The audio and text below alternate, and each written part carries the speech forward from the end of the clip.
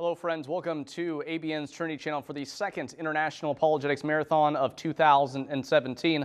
I am your host, Tony Goulet. It's a blessing to have you back once again for day number 2 of 5. And we've already done a number of shows already. If you haven't seen them, please go to the Trinity channel's YouTube channel. You'll be able to see the 3 shows that we did yesterday and the 2 shows that we did before this one today. They will be there shortly if they're not there right now. But to my right, I have Brother C.L. Edwards, no stranger to ABN's Trinity channel. He's back here once again. For those of you who are not familiar with C.L., he is a former Muslim, not just any Muslim. He's a Salafi Muslim, which he was for 10 years, and he was saved by the grace of God in 2011. So we praise God and thank God for Brother C.L. Edwards, because he's a great asset.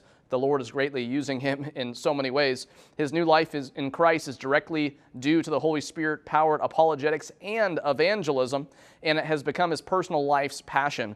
Immediately after coming to Christ, he began defending his decision on the same YouTube channel he used to give dawah on.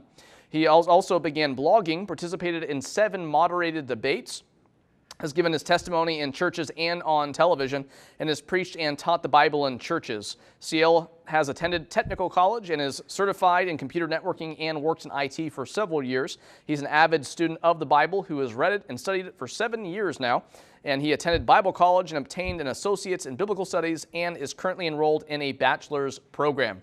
But it's not just C.L. Edwards who I'm blessed to have here with me. We have 2 guests through Skype who really need no introduction, although I do want to give them one for any people out there who are not familiar of their great work that they've done.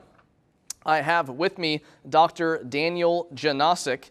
He received a PhD in historical theology and apologetics from the London School of Theology with a dissertation on John of Damascus, first apologist to the Muslims.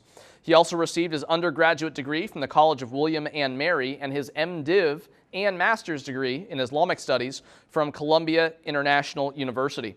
Dr. Janasic is an adjunct professor of apologetics and Islamic studies at Southern Evangelical Seminary and Columbia International University.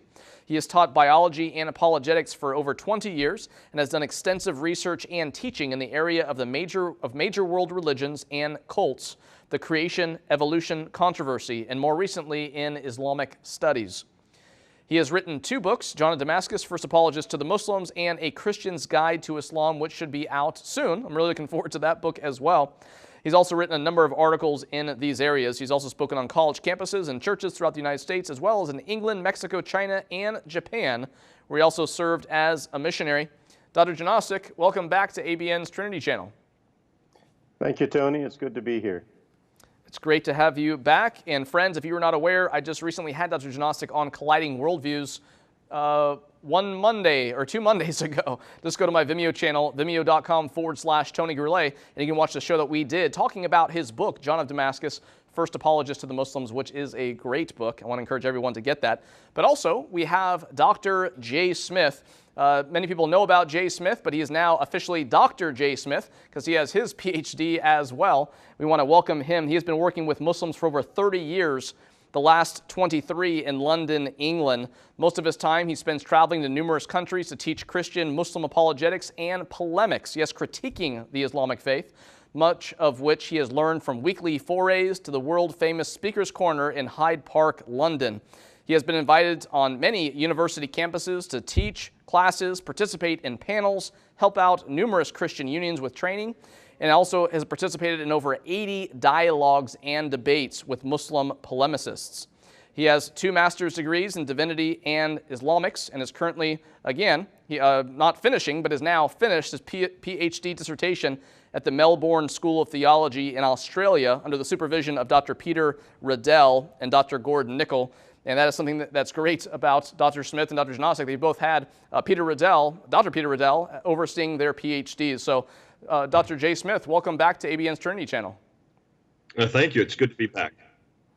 It's great to have both of you here, as well as CL, as well as a Muslim guest who we'll have a little bit later to give some input on the Qur'an. And why is he going to give input on the Qur'an? Well, number one, he's a Qur'an-only Muslim, which technically should know a lot about the Qur'an, since all of his time is spent just on that. But that's the topic of our show, is the Qur'an, not so historically reliable after all. we hear that it is a very reliable book, but in the next 90 minutes during this show, we are going to give you information that you may probably actually have not heard anywhere else, and giving you information that everyone needs to know about, Christians and Muslims especially, who look to the Quran as their pride and joy, I mean, the highest of all Islamic sources. So, first I want to ask Dr. Smith about Sahih al-Bukhari number 6, 509, 510, not ton, and unpack what that means as far as the compilation of the Quran and how Muslims see that. Yeah, thanks, Tony Gurule. It's good to see both you and CL. Good to meet you again. And Daniel, it's always great to be sharing a show with you. Now, the question that's come out tonight is, how was the Quran compiled?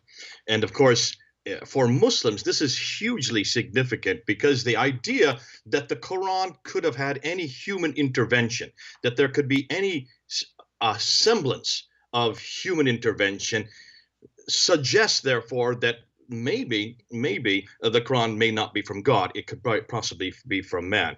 And what we'd like to do tonight, and what I like to do, is ask questions on that very element. Is this book, this book that I have right here, the Quran, this is their book, is this book from God? Did it come down magically down to a man named Muhammad over a 23-year period?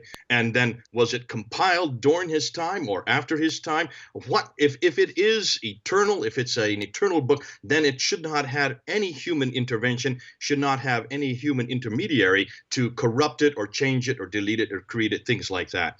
Now, you brought up Sahih al-Bukhari, the most authoritative of the hadith traditions. Sahih al-Bukhari wrote this in the 9th century. He died in 870, so he died towards the end of the 9th century.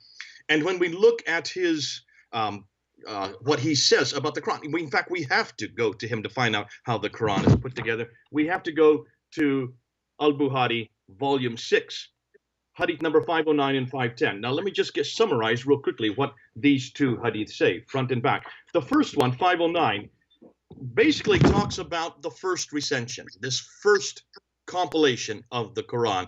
You have Abu Bakr Umar. Umar comes to Abu Bakr. He's the caliph at this time. This is between 632 and 634. And he's remonstrating that they're gonna have problems, because many of the people who had memorized the Quran had died in the Battle of Yamama. And because of that, they needed to compile it before too many of those who had memorized it die off. Otherwise, they won't be able to reproduce the Quran. Now, here's the questions. That brings up an awful lot of questions to me. And this is what I'd like to discuss with Daniel and with CL and with you also, Tony. Why, first of all, was the Quran not written down before Muhammad died? Remember, this is the only thing Muhammad was meant to do. This is why he was on earth. This was why he was chosen. This was why he is the final prophet, the greatest prophet, the seal of all the prophets. His one mission is to receive this book, the Quran. And it is a book. This is a book that I have in my hand. He was to receive it and preserve it. Now, if that was his only mission, why in the world did he not write it down? Now, the answer, of course, Muslims will give is, well, because he could not read or write. Now, stop and think. Hold on a minute. Okay, so he could not read or write. Then why didn't he learn to read or write? Why did in 23 years did he not learn to read or write? That's the second question I have. And more than that, he had a secretary.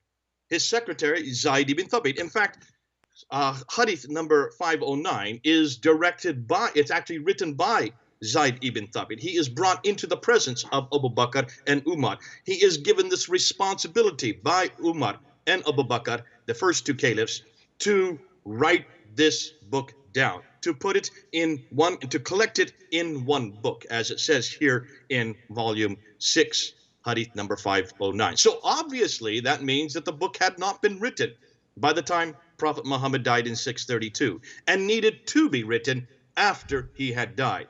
So here we have a number of conundrums. Now, I would like to know what Daniel thinks about this, and maybe CL, Tony, come in right on this. What do you think? Should we even, before we even get into whether or not we have that book or whether or not it's been accreted or deleted, even those problems with compilation, the first question is, what in the world was Muhammad doing, and why in the world was he not having this book written down as it was being revealed? Why was it not preserved immediately?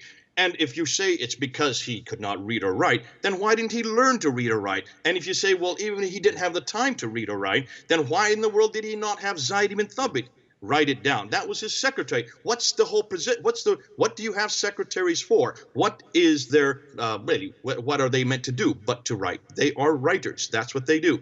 Okay, over to you guys. Okay, Well, let me play devil's advocate for a little bit, Jay. As we know, the Arabs at that time were more of an oral culture.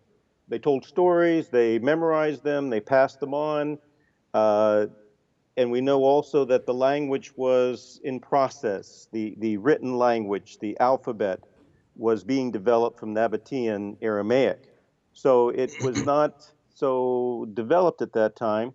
But one thing was that the Arabs were storytellers. They were an oral culture. So Muhammad would have fit into this. That's why he had to memorize all of these things. The tradition says that even before he could leave the presence of Jibril, the angel who was bringing him this message, this revelation, he would have to say it word for word, and then he would go back and talk to his followers, and they would have to memorize it. And that was the way they did things at that time. They were not a writing culture as the Syrians were. The religious language was in Syriac. The business language was in Greek, even in that area. But this was an oral culture. So, Jay, I bring that back to you. The Muslims would say this was just the way that they did things. It was not, okay. They did not need to write it down at that time. Excellent rebuttal. And this is the rebuttal you hear from most Muslims. You're doing a good job at being a devil's advocate of it. So I'll pull it right back on your lap. So there was someone that was there, therefore, someone that was needed to dictate or delineate what had been memorized. Am I correct? So there had to be someone who was the author, someone who was the arbiter. So when anybody came forward and said a reference from the Quran this way, that person would be the arbiter to know whether that was correct or not. And we do know that there was a problem. Even immediately there was a problem because there were 7 different readings, 7 different ahruf or kiryat that started to appear. And this bothered Umar and some of the others. And Muhammad gave up, and not gave up, but finally said, as the arbiter. Remember, they went to Muhammad. He was the arbiter. So he was the one that delineated what was correct and what was not. He knew that he was going to die at some time. So what happens once he dies? Who then becomes that arbiter? What then becomes that arbiter? And then why, if that is the case, Daniel, if it just needs someone to listen to memorization, the fact that there was someone there to be that arbiter, what then happens once he's dead? But then why then was there even a need to write it down? Why not just keep memorizing it generation after generation after generation? And you know the answer, and that is the problems with oral tradition. The fact that there are already 7 different readings at the time of Muhammad, at that time, proves that there was already a movement away from one original text, from one original reading. And that's why Muhammad had to even accommodate those 7 readings. So I would suggest, again, if this was his job, if this was his mission, if this was why he was sent, was not sent to earth, as we know Christ was sent to earth, but this is the reason why he was raised up as the final prophet. In anybody's mind, it would seem obvious that he would need this to be written down, to be preserved after he died, to be the arbiter. And that's exactly what we read here. That is why Umar comes to Abu Bakr. And if you read it, you will see that that's the reason why he even says to Zaid ibn Thabit, you need to write this down, because those who had memorized it were dying off. They could no longer be the arbiters. You can see that this was creating a dilemma. And that's why then Zaid ibn Thabit said this would be more difficult than even moving a mountain for him to do. Yet he then decided to do just that. And he started going about it, writing it down in one codified form. So there is the first recension, that first codified form written between 632 to 634. Let's turn the page. Let's then go back to the next page, because then comes 510. In 510, then, it is written down, right? So now we have a codified text. It is the first recension, that above Abu Bakr's, written by Zayd ibn Thabit. When we get to 610, the next hadith, we are now moving 18 years later, or around 18 to 20 years later. It could be 652, 650, 652, that time period with Uthman.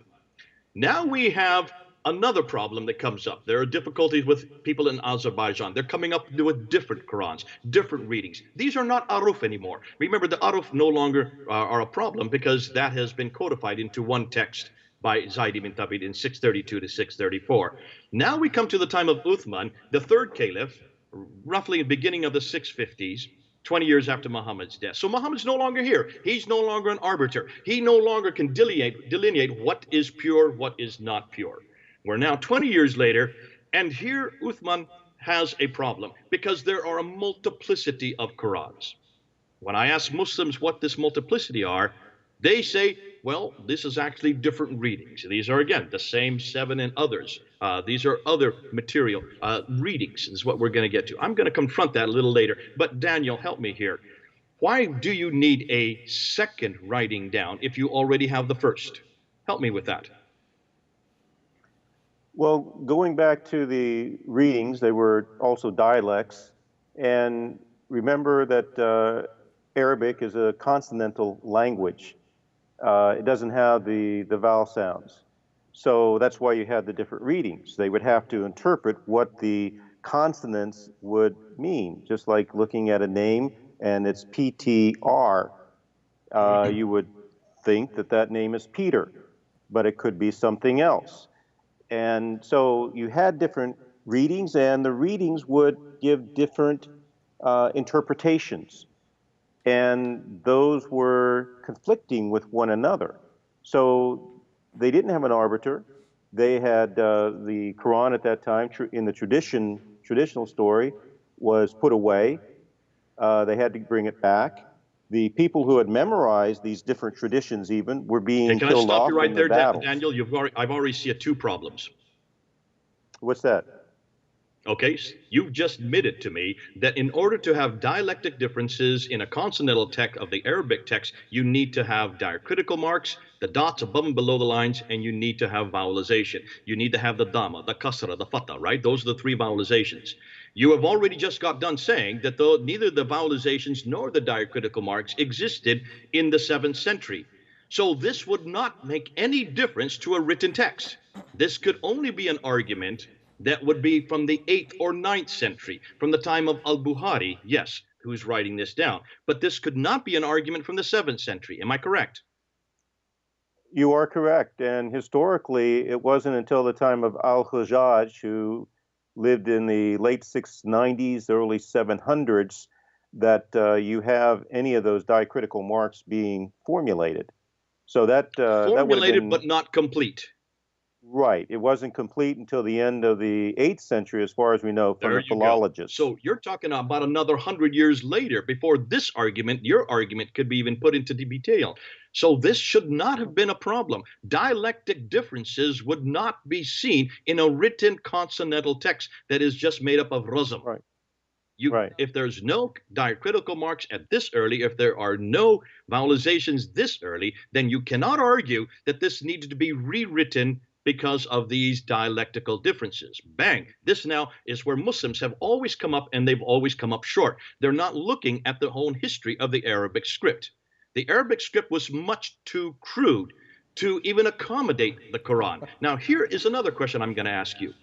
If it was so crude to accommodate the Quran, why in the world did God decide to use Arabic as his language to then reveal the greatest revelation in the history of mankind? And why would God have chosen a man who couldn't even read and write to give it to? Good question. I saw that Tony had his hand up. Tony, did you want to say something before we go on? The host has a question. Jay, Dr. Smith, what about this argument that we get from Muslims who say, oh, well, they were just pronouncing it wrong. Like, you know, but you think, okay, if you say tomato and I say tomato, and you say, oh, you're pronouncing it wrong, so let me burn yours, how are they going to pronounce it? They're going to still pronounce it the way they want to pronounce it, right? But this is an argument that you still don't make any sense, Tony. You haven't got, and I'll put it right back on you. You're making the same argument Dan argued, and that is pronunciation has nothing to do with the consonantal text. There is no pronunciation in a consonantal text. There are no vowel signs in a consonantal text, much like you have in Hebrew. So the pronunciation you can read. If you were to go, let me give you an example today, even in the 20th century, and you were to go to London and go to an Arabic newspaper shop in London, and you were to read a newspaper there, you will find that the newspapers there, they may have been published in Egypt, but they don't have dhamma, kasra, or fatha. They don't have any vowelization. And the reason why is because the razam, the consonantal text, can be read in Morocco, can be read in Jordan, can be read all over the Arabic world, providing you don't put the vowelizations there, because everybody that reads it will put their own pronunciation onto it. Therefore, they will read the razam, they will read the consonantal text, and then they will then put their dialectic differences within their heads or when they read it out loud. This way, you can sell newspapers, if you're publishing them in Egypt, in all the other Arabic countries and make a larger profit. So the same thing exists still today with Arabic. That's why my question again, I'm going to ask it again. Why then, if it was such a crude language, did God choose this language? Why then, if it was needed to even be written down, did he not choose someone who could read and write? And then why then, if it was already written down at the time of Abu Bakr, did it need to be rewritten again, a second time? If it was already there in a razam form, in a consonantal form, should it not be exactly the same? So therefore, dialectic differences is not an excuse. Different pronunciation is not an excuse. And I'm still waiting for an answer. An answer or a good answer? Even any answer. If you could help me here, Tony, or CL, or Daniel, help me here. Because this is where Muslims are not looking through their own, they don't understand Arabic. They have not really studied Arabic. And the vast majority of Muslims who try to respond to this usually come from the Indian subcontinent, where Arabic is not well known. Yeah, and these are questions that need to be asked. And if anyone is unaware, as you can tell, Dr. Smith has been debating Muslims for many years at Speaker's Corner. He's been debating who we call the radical Muslims, quote unquote, those who actually do read their sources and are out there actually debating. And these are questions that need to be asked to all people. And I'm so glad that we're doing it at this particular time, because if we think about the time change right now in the Middle East, we're getting people who are watching this who are drinking their tea and thinking, this is some new info. So it's very good that we're doing this show. But for our audience, for the sake of our audience who is not aware of Islam whatsoever, because we do have some of those people watching as well, Dr. Janosic, can you give our viewers what the average Muslim claims about the Quran in general, just to give them according to traditional history of Islam? Well, of course, they claim that the Quran came down as a revelation to Muhammad, and he had to memorize it because he could not read or write, as Dr. Smith was saying, and that over a period of 23 years, this came down either in trances or in some kind of interaction with the angel Gabriel. And there in Mecca, he would have recited it to his followers. And then when he went on to Medina, there was more revelation. The longer revelations, the later ones that were more warlike or dealing with government issues and so on. But it was still, as Dr. Smith is saying, they were memorized. And the question comes back to this idea of the text, the razam text, the consonantal text. Why was it not written down in a better form? Why didn't they use a different language? I mean, they had Syriac. Syriac was a very complete written language. Greek was a written language. Why did they not use those particular texts? So what I'm surmising from Dr. Smith is that perhaps the Quran was not in place at that time. Is that what you are trying to get at, Dr. Smith? I'm getting at much more deeper than this, but we will get to that as we go on. This is the first question, and that's why we're only really beginning with volume number 6, 509 and 510. We haven't even got to 510 yet. We need to get to 510 because then it gets even more juicy. Then the questions become even more drastic. We're just starting to get ask questions concerning the problem with how the Quran came to be. And these are germinal questions. These are questions I've never heard Muslims ask, and yet Muslims need to ask them. If this is the greatest revelation in the history of mankind, if this is the revelation that comes down from the same God that gave us the previous scriptures, that means the Old and the New Testament, then why didn't that God use the same languages that he'd already used? If he'd already revealed the Old Testament in Hebrew and in Aramaic, and he revealed the New Testament, or he had inspired the revelation of the New Testament in Aramaic and in Greek, then those languages, as Daniel said, did exist. Why did God, if he is the same God, why didn't he continue to use the same languages? And why did he not continue to use the same prophetic line? Why did he not continue with that which he had chosen?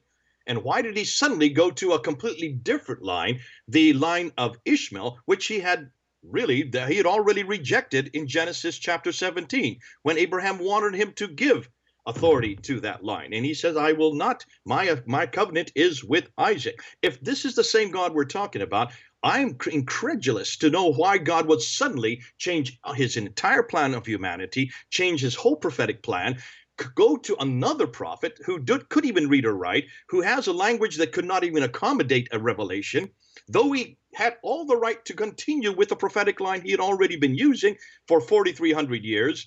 And then he had that line to use. Why didn't he continue with that line? And why in the world did he use an Arab? And an Arab who was illiterate.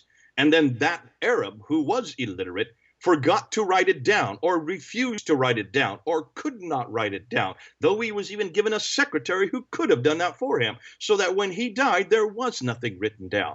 Now we suddenly get these two caliphs who were told about have to really start to write it down quickly, and they have to use that secretary who should have had this been done long before that time. He then has to write it down. He feels it's much too big a job. It's greater than even moving a mountain to do what he was required to do, yet he went ahead and did it.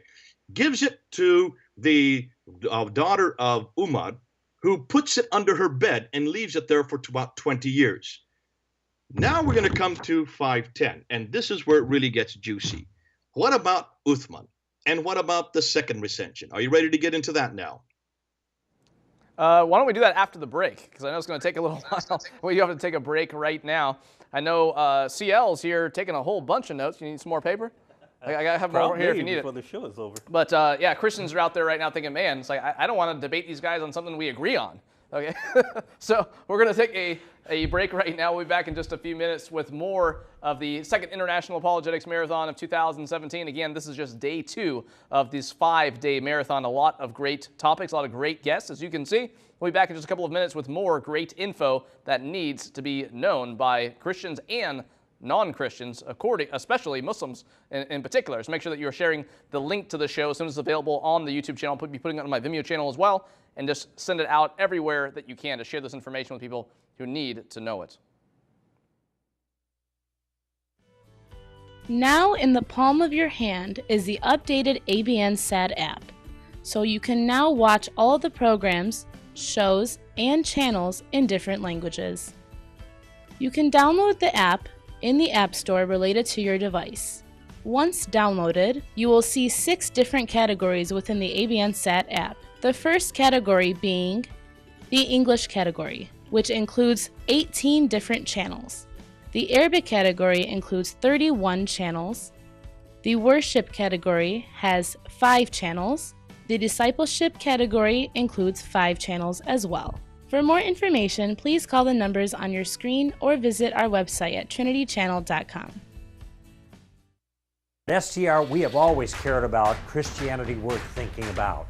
And when I found out that the SES conference this year was about pursuing a faith that thinks, I realized that if you go to this conference, you're not only going to have the information you need to deal with people who challenge your convictions, you're going to have the information that will help you deal with the toughest critic you'll ever face, and that's you. That's why I hope to see you there at the SES conference, October 13th and 14th in Charlotte, pursuing a faith that thinks. ABN has exciting and great news to announce to you. Europe and South America can now watch the ABN Digital Tree channels through the following platforms and devices: Android phones, Android tablets, Android TV boxes, Sony Smart TVs, and Sharp Smart TVs. This is in addition to Apple TV, Amazon Fire Stick TV, Roku Box, as well as our websites, abnsat.com and trinitychannel.com. Be sure to hurry and purchase any of these devices to experience the high-quality channels from the digital tree. In order to keep the digital tree running, remain fruitful, and multiply in more channels, please show your support and donate.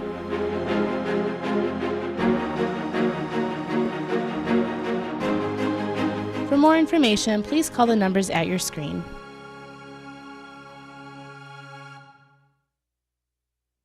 Hello, friends. Welcome back to ABN's Trinity channel for the second International Apologetics Marathon of 2017. Today is just day 2 of 5, and we've scheduled 2 to 4 shows every single day. So please go to the Trinity channel's YouTube channel. You'll be able to find yesterday's 3 shows, and then hopefully later on tonight we'll have today's 3 shows. Yesterday's 3 shows, today's 3 shows uploaded there. And then, of course, we have tomorrow, we have Thursday, we have Friday, more great topics coming up and great guests as well, not only here in the studio, but as you can see, through Skype as well.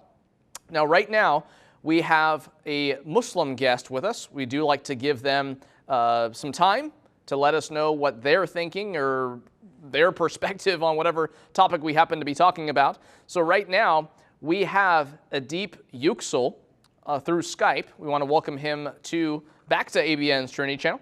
He was born in Turkey in 1957 into a Kurdish family. His father, Sadreddin Yüksel, an Islamic scholar, taught Arabic at a Turkish university. His brother, Metin, I'm pronouncing these things correctly, Adip. Metin Yüksel, an Islamic activist, was assassinated by far-right nationalists. Yüksel says that he was an outspoken Islamist as a youth and spent years in prison for his views. He says that he broke with Islamism in 1986 and adopted the Qur'an alone philosophy as preached by Rashad Khalifa, the inspiration of the United Submitters International, whose beliefs include the dedication of all worship practices to God alone, upholding the Qur'an alone, and rejecting the Islamic traditionalist hadith and sunnah attributed to Muhammad. Now, Sunnis, about 90% roughly of the 1.6 billion Muslims in the world are called Sunnis, so they follow the Sunnah, the example of Muhammad. We have the Hadith, the things that he said. We have the Sirah literature, the biographies of Muhammad, and then combining that with the Quran, okay, we have the Sunnis. But again, Adip Yüksel is a Quran-only Muslim. He's also looking to the Quran. So Adip, we want to welcome you back to ABN's Trinity channel. As you can see, we have a different topic this time. The Quran, not so historically reliable after all. What is your response to that assertion? I don't see you on the Skype. How can I see you? That would be on your end, I believe. We have it set up so that you should be able to see me. And we do see you. We hear you fine. So even if you can't see me, it's okay. We can keep rolling. Can you hear me? Yeah. Okay. I have your... Welcome. Okay. Hello? Do you hear me? I hear you fine. Yeah, but I don't see anyone anyway. I will talk to a blackboard. Now,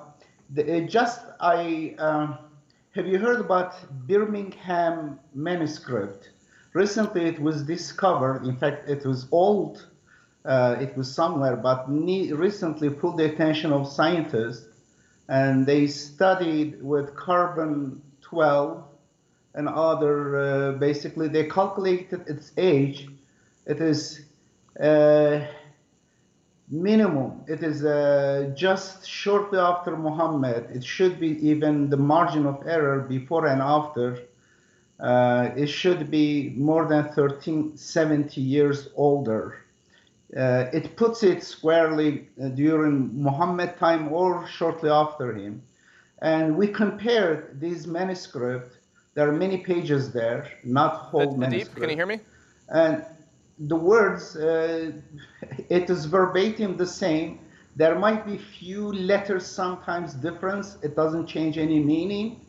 And we studied that. If you go check it, for example, BBC in 2015, 23rd December 2015, had it as a news, Birmingham's ancient Qur'an history revealed.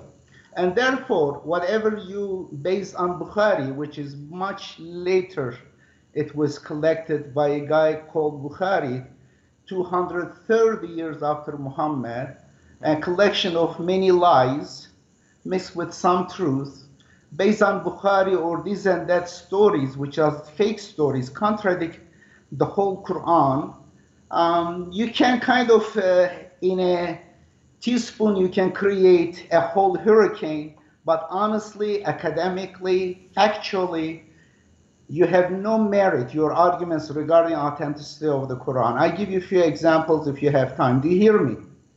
I can hear you fine. Please give your examples of why the Quran First is of reliable. all, the story that the Quran was not written during Muhammad time, even with the hand of Muhammad, is a lie contradicting the very narrative of the Quran, claim of the Quran. The Quran says it was written by a messenger, بِأَيْدِي سَفَرَةٍ نُونَ وَالْقَلَمِ وَمَا يَسْطُرُونَ and فِي رَقٍّ مَنْشُورٍ. These are the words in the Quran, that the Quran is written. And in fact, I can even test anyone here to prove that Muhammad must knew reading and writing. It is a big lie. And Muhammad, either, according to them, he was a person not with low IQ. He had low IQ.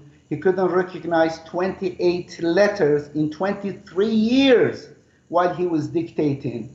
That I think you don't need to be Muslim. Honestly, you should not swallow that lie because it is in your favor. You like that lie. You should be looking at that. You say, you Muslims, you are lying about your idol. You worship Muhammad, you put next to God, but at the same time, you are insulting his intelligence. He established a new civilization. He was a smart guy. He was a merchant, according to your own narration. He was an international merchant. Let's assume until 40 years he didn't know how to read and write. Goodness sake, couldn't he learn while he was dictating for 23 years? That's a big lie. And second, there was a Medina. Medina was a city-state, and they had some resources. No, the lie says, the books that you rely on, well, they couldn't find anything, therefore they were writing the Quran on the bones. They were competing with dogs on the bones to write the Quran, or rocks. Goodness sake, they had papers. Even they didn't have paper, they had a lot of animals to use their skin for writing. These are big lies they fabricated. Why? Because they burned the original Quran written by Muhammad. There were several copies of it, and they burned the very original Quran according to their own admission. And we don't have it. Since we don't have it, it's obviously either eaten by a goat, according to their stories, because they have story that a goat ate some verses from the Quran after Muhammad, the verses about stoning to death, which they borrowed from Jewish stories, because in the Old Testament, unfortunately, there is distortion regarding stoning to death. I don't believe that the God of the Old Testament told people stone people to death. It is a distortion regarding the meaning of rajim. Rajim means excommunication. Anyway, they basically made up stories in order to justify why it was burned. And here is my claim that the Quran is really authentic for two reasons, I would say. Historically, any old manuscripts we find. Adib, hold on. Before you get to this next part, so far what you've said is that the Quran is reliable because, number one, the Birmingham manuscripts. Number two, Muhammad was literate. He could read and write. Three, it was mainly written on skins and not paper. Minor differences. Second, the mathematical, very precise mathematical structure in the Quran. I can give you a couple of examples if you are interested in truth. Accept the truth so that truth will set you free. If you are interested, I can provide you with some impressive examples, which in fact we were berated and accused of falsifying the Quran to make it to fit the 19, the mathematical structure. And later, the oldest available manuscripts proved our account based on 19. This proved their manuscripts. Today's manuscripts, they have some spelling errors. We, among about 300,000 letters, we picked with Switzer. This letter, we said, according to the mathematical structure, must be misspelled. This must be this. Okay, let me pause you there, Adib. Let me pause you there. Let me pause you, or we're going to have to put you on mute, one of the two. Okay, now we can let you go, or what I would like to do at this time is allow Dr. Smith or Dr. Jnostic to respond to these claims that you've made, and you listen to what they say, and then you can respond to them. Okay? So, Dr. Smith, why don't we start with you? Adib, you need to be careful. If you're talking, you can't hear us. Had a great debate on this very subject on ABN about a year and a half ago. You can go up on ABN and see that debate. And let me just say one thing for those who are listening. Adib Yüksel is a Quran only, but he doesn't believe in the entire Quran. He throws out 3 verses. Interestingly, the 3 verses he throws out are Surah 33, Ayah 23, and Surah 9, Ayah 128 and 129. And the reason he throws them out is because here, in the very thing that we have been quoting, which is volume 6, 509 and 510, both stipulate that these 3 verses only had 1 witness. And he needs to throw those 3 verses out in order to have 1 witness so that he can get the number 19, the mathematical 19 in the entire number of, when you break down the entire number of roughly 6,634 verses of the Quran. So in order to get it to the number 19 that he's going to talk about for the next hour and a half, he needs to throw out 3 verses. And he takes the 3 verses that he gets from this tradition, the very tradition he has just got done saying is all lies. So he contradicts himself. Simultaneously, he needs the very thing that he is contradicting, that he's throwing out, he needs in order for him to get to the number he's now going to come up with. About the Birmingham folios, what he doesn't realize is the dates. He didn't give you the dates very carefully. The date 645. If you want to take the latest date, remember carbon dating is very inexact. If you want to take the latest date, that is 7 years before the Uthmanic recension. Are you going to suggest, therefore, that this Quran, these 2 folios, remember it's just 2 folios that include Surah 18 and Surah 19 up to Surah 20, fractions of each one of them. If you're going to take those 2 folios, then you're going to have to submit that this Quran did not belong to the Uthmanic manuscript or the Uthmanic recension. But here's his problem. He's going to talk about carbon dating without realizing that not only is carbon dating very inexact, it completely destroys his argument. There are other labs that are now looking at the Sana manuscript, which is another one of the 6 major manuscripts. Not just the Oxford lab. You also have the Lyon lab in France. You have the Kiel lab. You have the Arizona lab. And you have the Zurich lab. 4 other labs are also doing carbon dating to the Sana manuscript, from which this Birmingham folio is a sister manuscript. And the dates they're coming up with those folios are 388 to 535. That means that that's even before Muhammad was born. 443 to 593. That's before Muhammad even started receiving revelation. 430 to 611. Can you see the problem? If you're going to go with carbon dating, then you're going to have to go with all the carbon dating, and you're going to show that much of the Quran that they are now dating through carbon dating predates not only Muhammad, predates Islam, predates everything we know about anything concerning the Quran. That's why you've got to be careful. And this Birmingham folio, you'll notice that many and most Muslim scholars are not supporting the Birmingham folio. They're not supporting the carbon dates because it's pre-Uthmanic. You cannot have a Quranic material that is pre-Uthmanic, unless, of course, it should have been one of those that was destroyed. Now we need it, and you can see by throwing out the traditions, by throwing out the hadith, Adib Yüksel does not want to be bothered by all the other problems that the traditions come with. But yet he is absolutely dependent on this very tradition to come up with his number 19 so that he can throw out Surah 33, Ayah 23, and Surah 9, Ayah 128 to 129. I hope that helps. Now his website makes sense, and I want to let people know your website, Adeep, 19.org. That's the number, 19.org. That all makes sense now. As far as Dr. Smith, Ayah 19, if he's going to talk about the number 19, go to Surah 19, Ayah 19, and look and see what it says about Jesus Christ, the only righteous one. That's the one verse I will point people to, and that's the only 19 I'm really concerned about concerning the Quran. Okay. Now, just so we don't have a back and forth official debate going on, I want to bring up another thing that Adeep brought up. The whole thing about, they don't need to write on this other stuff. They had skins, but what's amazing is that we look at the amount of manuscripts that we have today for the Bible, Old Testament, New Testament, and we look at the amount of manuscripts that we have for the Quran. The Quran was written, even according to tradition, written around a time where, yes, there were a bunch of animal skins to use.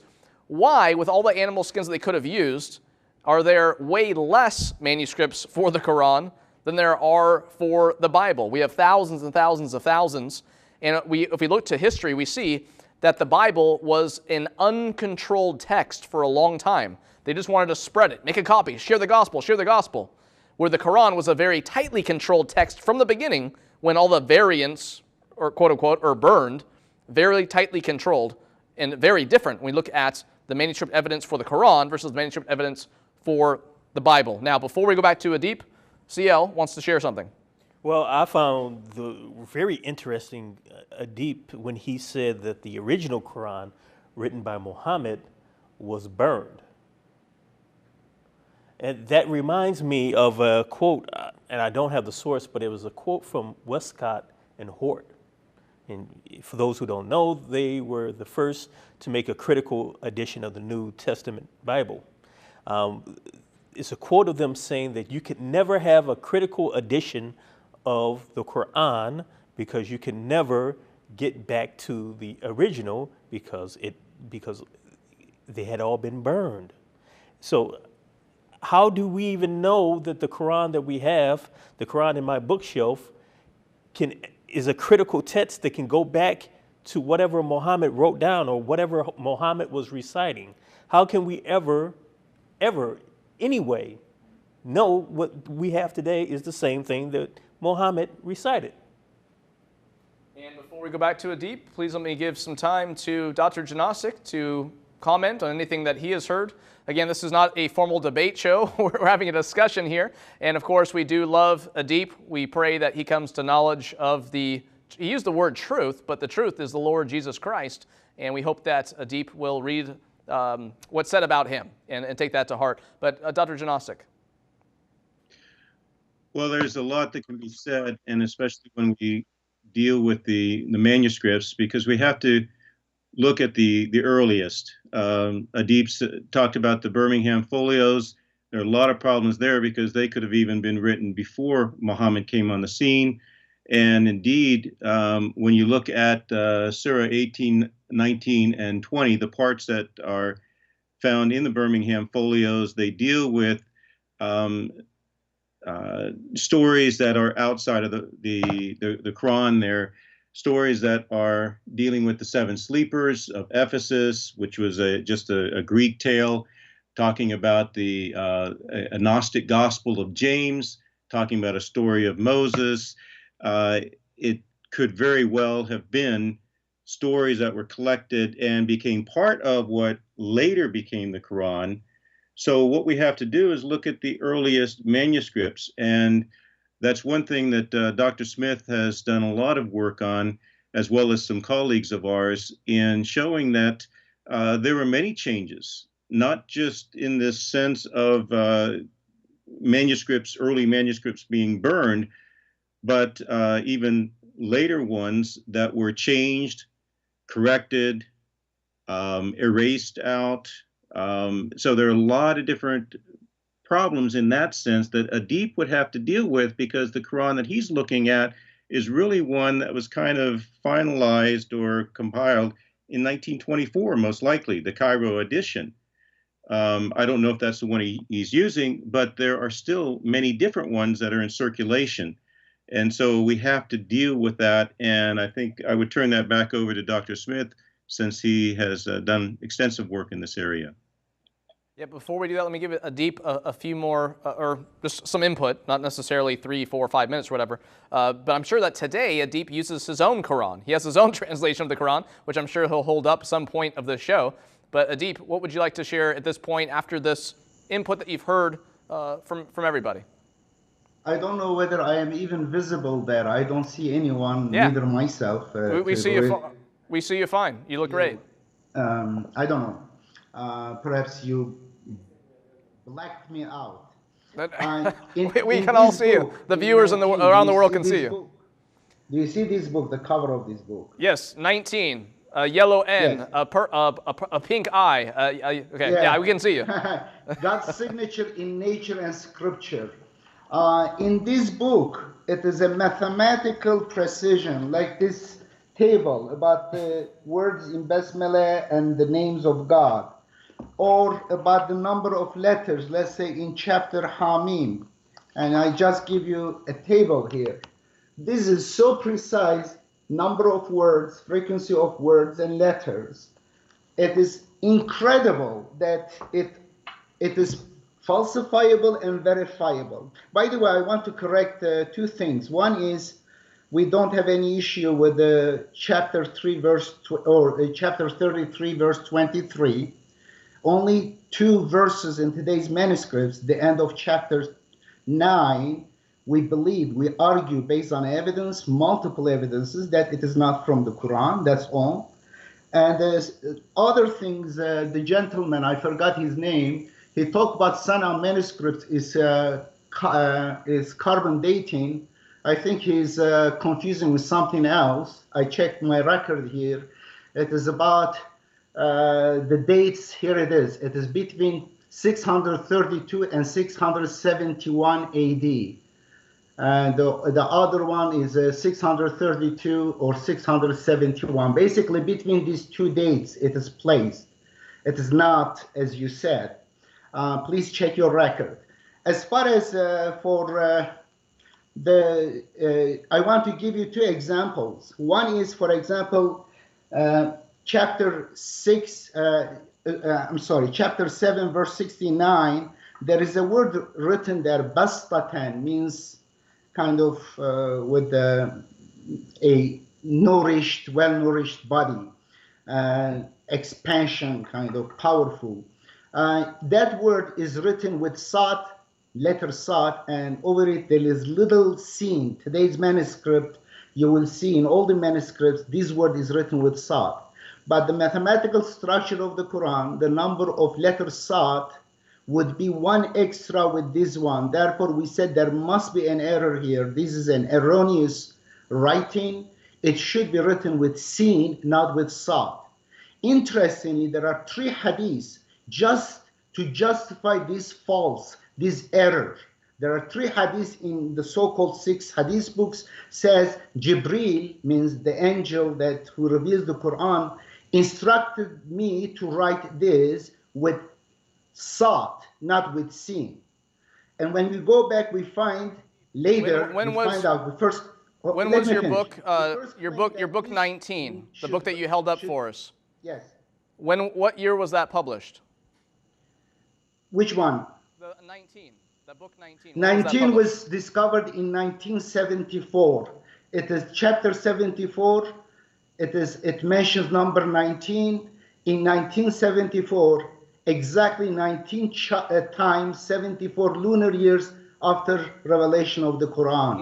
No. I mean your book called 19. What year was that published? This is published in 2011, I believe. Let me see. Yeah, 2011. It's recent. Okay, so from Adam and Eve till 2010, what did people do? I mean, if they didn't know about this mathematical equations and these mathematical errors, they were lost. They ended up in hell. I mean, what happened? No, God, according to the Quran, God does not hold people responsible if they don't have knowledge or any means. Therefore, the responsibility according to the blessings. And you know it, you should know it. Therefore, if they don't see any evidence, they are not responsible to accept that evidence. People are responsible according to the knowledge. The amount of money they are given, they are responsible about that money, how to spend that money, not more, not less. The same with this one. Each generations had their own way of God sending them evidences. It is called miracles, according to their knowledge base. All generations, they had many different miracles, but for us, for the computer generation, it is a mathematical structure of the Quran. When I discussed this with atheists, no atheist survived this. I'm telling you, go watch. Edith Yüksel, Michael Shermer. He is the president of Skeptic We appreciate your Foundation. time. We do have to take another commercial break right now. So we will be back in just a couple of minutes with more on this very important show. The Quran, not so historically reliable after all. In the meantime, I want to go check out 19.org. You can find out more about Adip and his work that he has done, and we'll be back in just a couple of minutes.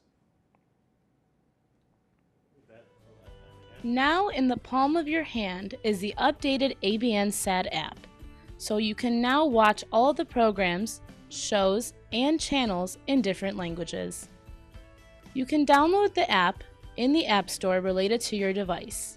Once downloaded, you will see 6 different categories within the ABN SAD app. The first category being the English category, which includes 18 different channels. The Arabic category includes 31 channels. The Worship category has 5 channels. The Discipleship category includes 5 channels as well. For more information, please call the numbers on your screen or visit our website at trinitychannel.com. At STR, we have always cared about Christianity worth thinking about. And when I found out that the SES conference this year was about pursuing a faith that thinks, I realized that if you go to this conference, you're not only going to have the information you need to deal with people who challenge your convictions, you're going to have the information that will help you deal with the toughest critic you'll ever face, and that's you. That's why I hope to see you there at the SES conference, October 13th and 14th in Charlotte, pursuing a faith that thinks. It is not you who chose me, but I who chose you, and appointed you to go and bear fruit that will remain, so that whatever you ask the Father in my name, he will give you.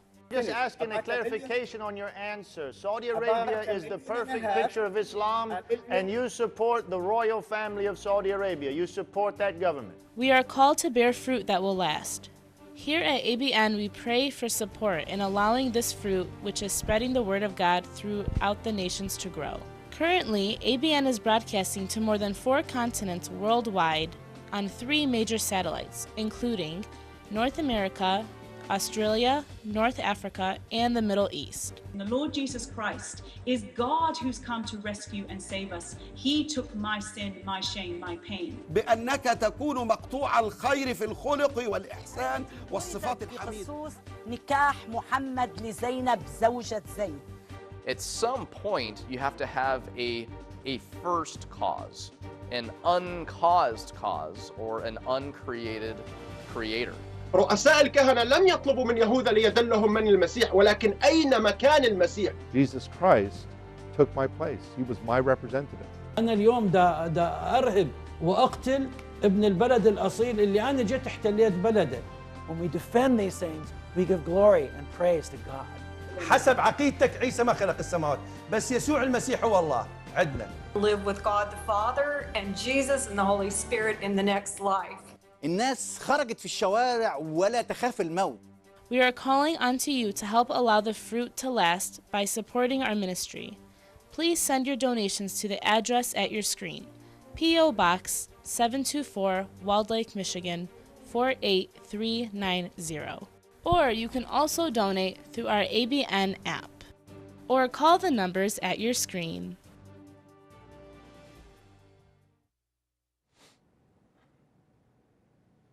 Hello, friends. We're back for another episode or another show of the Second International Apologetics Marathon of 2017.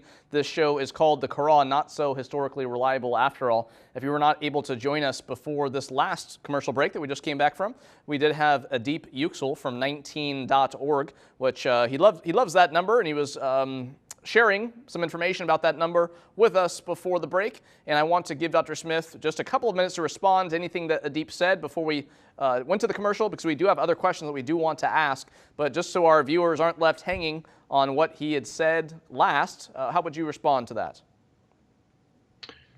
Yeah, I think it's unfortunate you have Adip Yüksel on this show. He does not represent Muslims. He would represent a very small fraction of Muslims who have already dismissed and thrown out the traditions. He does not represent Sunni Islam. And it's unfortunate that we have to now deal with his number 19, and that's now taking over the entire show, which it really is becoming an advertisement for his book. And I think we need to get back to talking about the other 90% of the Muslim world who do trust and do look to their tradition, as especially to how the Quran was compiled. I'm not sure what you're going to do for the rest of the show, but if you're just going to continue, let Adip control it and take it away and say, I don't believe in the traditions, therefore let's talk about the number 19, then we've lost the whole plot of what we're talking about. What we need to get back to is what 90% of the Muslim world believe. And they do believe that this Quran was not written down when Muhammad died, had to be written down by Abu Bakr and Umar. Adip is very clear that he doesn't even think, he thinks Muhammad wrote it all down, which completely confronts everything we read in Al-Bukhari. If you're going to throw away Al-Bukhari, then don't have them on the show. Otherwise, we're not really going to be talking to a legitimate Muslim cleric and a legitimate Muslim scholar. Now, in saying that, if we're going to deal with the vast majority of Muslims in the world who do believe that the Quran was compiled at the time of Abu Bakr and then was recompiled a second time at the time of Uthman, the next question is to go to that. What does the Hadith say in 510, in 6.510? Because what is fascinating is that Adip did suggest that it was burned, that all these manuscripts were burned. Where does he get that from? And this is where all Muslims have to go to. They've got to go back to Al-Bukhari again. Al-Bukhari says very clearly that all of the other manuscripts, and I'd like to know what that means, the other manuscripts. Obviously, there were many manuscripts at the time of Uthman in 650 to 652. But he had to collect them all, and then he had to burn them. Why do you burn manuscripts? And I leave that, and I like to hear Dan come into this and CL come in and see what they think. Why in the world would you burn manuscripts? Over to you, Daniel. Well, one reason would be if there are a lot of mistakes, a lot of changes, a lot of reordering of the stories, or stories that really don't make sense. Like, for example, I dealt with John of Damascus, and he talked about the surah of the she-camel. And it was a laughable situation of this camel drinking up water and rivers and so on here on earth and in heaven. And you find only fragmented verses in the Quran today. So there's evidence that if there had been a story of a she-camel, it was removed. So there may have been a lot of different stories that have been removed, a lot of things that were forgotten. And so these other manuscripts presumably had mistakes in them, and they needed to be taken care of because they did not fit the picture of what they wanted to formulate.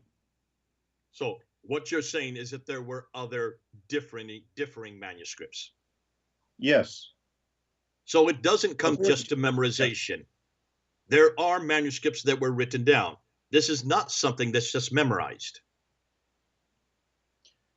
Well, there are different ideas about that, but according to that particular line of reason, yes, there were different manuscripts. They were burned. They were dealt with.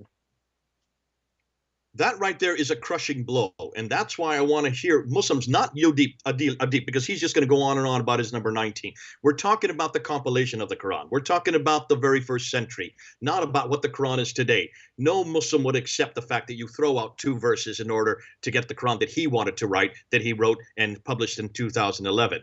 Let's get back to this compilation, the beginning, the very fair period. If you have a multiplicity of manuscripts that are burnt and destroyed, that already supposes that there were differing manuscripts. That already supposes that there were a multiplicity of Qurans. That already supposes that there was a multiplicity of texts that existed in 652.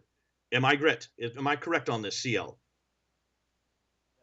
Yes, you are very correct. Now, if that's the case, then I would like to know, and I would like to hear some Muslim explain that to me. Muslims, you need to wake up. If there were already a multiplicity of Qurans, why is it that this one, this final Quran, this canonized Quran, this seal of the Quran that was created by Uthman, is any better than the other Qurans?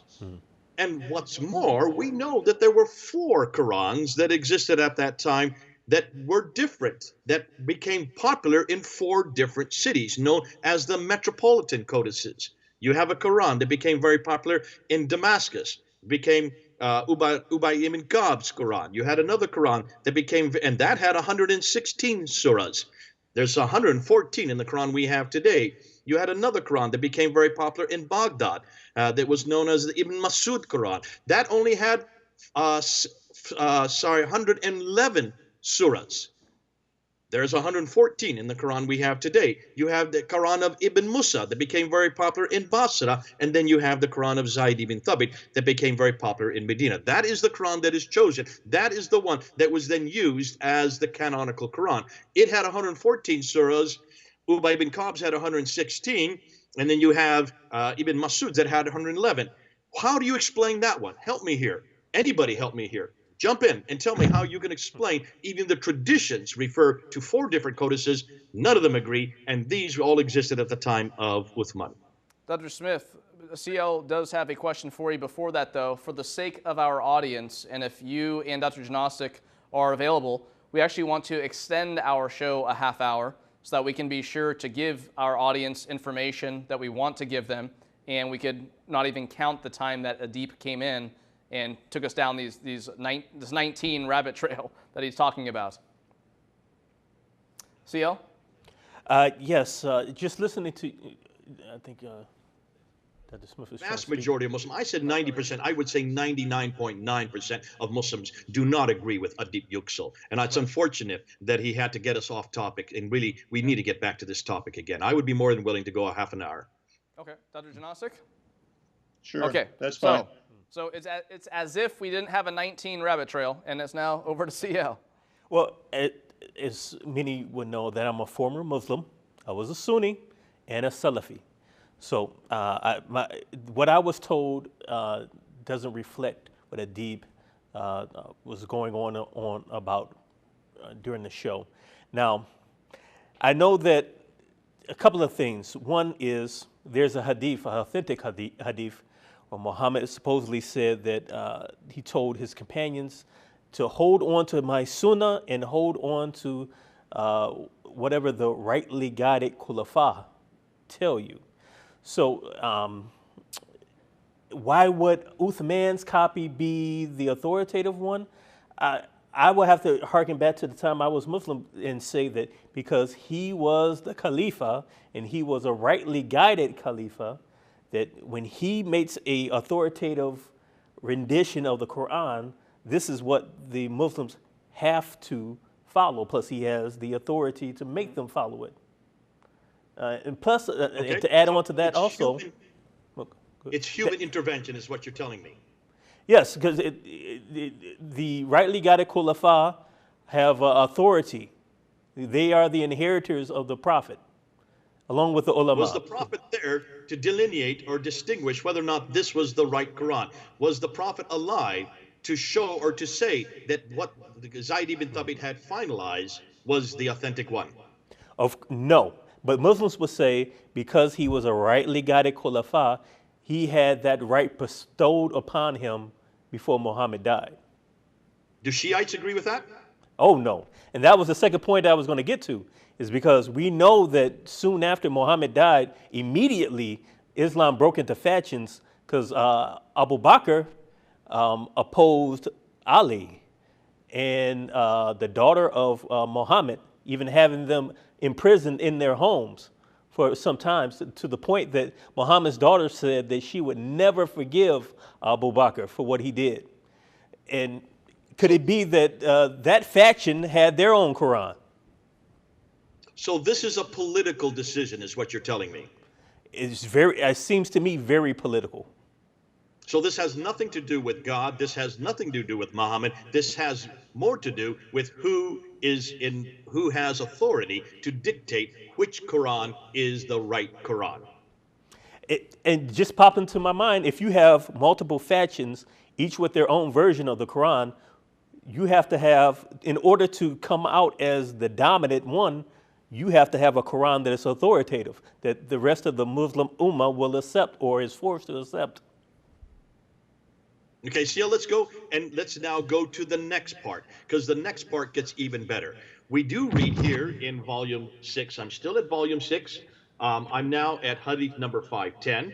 It says that after he had Zayd ibn Thabit along with Zubair, Alas, and Hisham, the four of them, rewrite the Quran in the Qurayshi dialect. Now, you remember the discussion that Daniel and I had in the last hour, where we talked about the fact you cannot have dialectic differences in the 7th century. So this makes no sense for the 7th century in an Arabic script that is only consonantal. Obviously, this is written by al-Bukhari in the 9th century.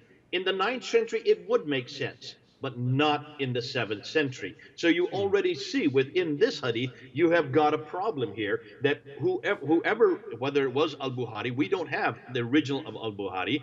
The original, in fact, the earliest we have of anything written by al-Bukhari is not to the 1600s. That's a whole nother story. Now let's get back to this. Let's just assume that this is correct. What does the caliph then do? This rightly guided caliph that CL's talking about, this political powerhouse, this political you might say, well, he is the caliph, so therefore he is the king. He controls everything. What does he do?